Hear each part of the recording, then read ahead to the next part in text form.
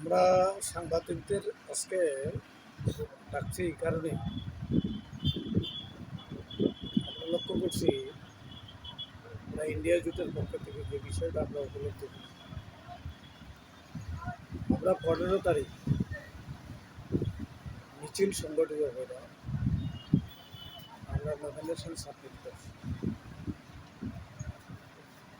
সেই দিন কোনো ধরনের অসুবিধা নেই, আমরা মিথ্যা অভিযোগ কারো বিরুদ্ধে দিতে চাই। কিন্তু 18 তারিখ আমাদের ইন্ডিয়া জোটের যে সমস্ত ক্যান্ডিডেটের নমিনেশনটা আমরা 15 তারিখ দিতে পারি না, আমরা 18 তারিখ নমিনেশনটা দেবো আমরা ঠিক করছি।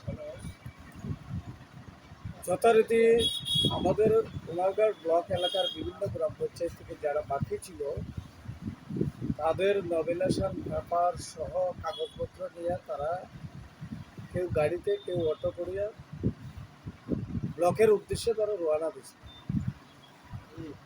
পাটেগ্রা ব্রিজটা পারানোর পর দেখা গেল আমাদের রাজ্যের মন্ত্রী ওনার ভাই ওনার নেতৃত্বে 15-20 জন যারা সমাজদ্রোহী, বিশেষ করে যারা সেই দিন কাগজপত্রটা কারিয়ে নেওয়া হয়েছে, যাদেরকে আক্রান্ত করা হয়েছে, তাদের কাছ থেকেই আমরা নামগুলি জানছি।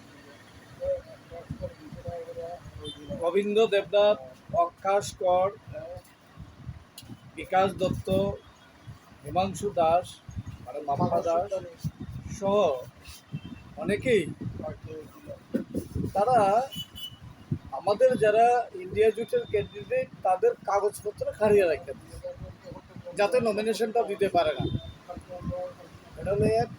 2 নম্বর, সাধারণ মানুষ, সাধারণ জনগণ যারা কুমারঘাটে আইতেছেন বা কুমারঘাটে যাইতেছেন তাদেরকে পর্যন্ত হ্যারাসমেন্ট করা হয়েছে, তাদের কাগজপত্র পর্যন্ত মানে চেক আপ করা হয়েছে, তাদের ব্যাগটা চেক আপ করা হয়েছে, তাদেরকে নামাইয়া হ্যারাসমেন্ট করা হয়েছে।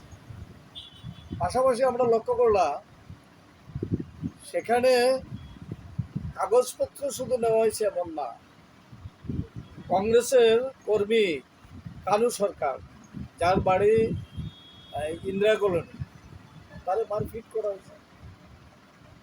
এবং আমরা সর্বশেষ এই খবরটা জানার পরে এসপি সাহেবের কাছে আমরা টেলিফোন করি, আমরা এসডিপিওকে জানাই, ওসিকে জানাই, আমরা রিটার্নিং অফিসারকে জানাই। জানানোর পর ওনারা ভূমিকা নিচ্ছেন না, এই কথা কইতাম না, সঙ্গে সঙ্গে ওনারা মোটামুটি ভূমিকা নিচ্ছেন এবং কাগজপত্রগুলি কিছু কিছু উদ্ধার করে দিচ্ছেন। কিন্তু অনেকেই যারা ক্যান্ডিডেট বা প্রস্তাবক ছিলেন ভয় পাইছেন, ভীতি পাইছেন, ভয় দেখানো হয়েছে, ভীতি প্রদর্শন করা হয়েছে, তারা বাড়িতে ফিরিয়ে গেছেন গে, কোথায় গেছেন গে, অনেকেই নমিনেশনটা সাবমিট করছেন না। টোটাল আমাদের ব্লকে মানে পঞ্চায়েত এলাকায় 26টা পঞ্চায়েতে 272 জন ক্যান্ডিডেট হওয়ার কথা, সেখানে আমরা দেখছি 23টা জায়গা আমাদের খালি গেছে এই কারণে আমাদের এই দিন যারা নমিনেশন দেওয়ার কথা তারা নমিনেশনটা দিতে পারে না। পাশাপাশি আমরা যে বিষয়টা লক্ষ্য করতে 18 তারিখ রাত্র থেকে আমাদের যারা ইন্ডিয়া জোটের ক্যান্ডিডেট তাদের বাড়ি বাড়ি যাওয়া হইতেছে, বল প্রয়োগ করা হইতেছে, প্রেশার দেওয়া হইতেছে, তোমার নমিনেশন প্রত্যাহার করো। কোথাও কোথাও লোক দেখানো হইতেছে, টাকা পয়সা দিয়ে লোক দেখানো হইতেছে। যাই হোক, তারাও সাহসী ভূমিকা নিয়ে প্রতিবাদ করতেছে। আমরা পুলিশকে জানাইছি, আমরা রিটার্নিং অফিসারকে বিষয়টা জানাইছি ইন্ডিয়া জোটের পক্ষ থেকে। আমরা আপনাদের মাধ্যমে আমরা সমস্ত প্রশাসন এবং সমস্ত জনগণের কাছে আমরা এই কথাটাই বলবো, এই যে পঞ্চায়েত নির্বাচন, এই পঞ্চায়েত নির্বাচন অবাধ এবং সুস্থ, জনগণ যাতে ভোটটা প্রয়োগ করতে পারে সুস্থভাবে, আমরা যারা রাজনৈতিক দল যাতে সুস্থভাবে আমরা নির্বাচনী লড়াই করতে পারি, মিছিল মিটিং করতে পারি, প্রচার করতে পারি, কোথাও যেন কোনো ধরনের বাধা বিপত্তি না আসে, তার জন্য রিটার্নিং অফিসার, পুলিশ আধিকারিক বা পুলিশ প্রশাসন সদর্থক ভূমিকা প্রতিপালন করতে হবে এবং জনগণ যাতে নির্বিঘ্নে তার নিজের ভোট নিজের প্রয়োগ করতে পারে, তার জায়গাকে খুশি তাকে ভোট দিতে পারে, তার ব্যবস্থা করতে হবে। আমাদের বিশ্বাস এই সরকার পক্ষে ভয় পাইতেছে এই কারণেই বিগত 5 বছর তারা পঞ্চায়েত এলাকায় কোনো কাজ করছে না। দুর্নীতি আকাশ ছোঁয়া। যদি কাজ করতো তারা এই ভয় পাওয়ার কথা ছিল না। কাজ করছে না দেখে তারা ভয় পাইতেছে, জয় সম্পর্কে তারা ভয় পাইতেছে, পরাজয় নিশ্চিত।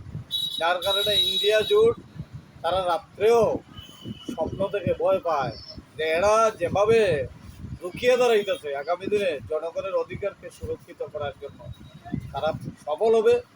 আমাদের বিশ্বাস আমরা সফল হব। মানুষের কাছে আহ্বান রাখবো ইন্ডিয়া জোটের প্রার্থীকে গণতন্ত্র রক্ষার স্বার্থে এবং রাজ্যের উন্নয়নের স্বার্থে, রাজ্যকে রক্ষা করার স্বার্থে আপনারা ভোট দিন, এই আহ্বান আমরা রাখছি। ধন্যবাদ।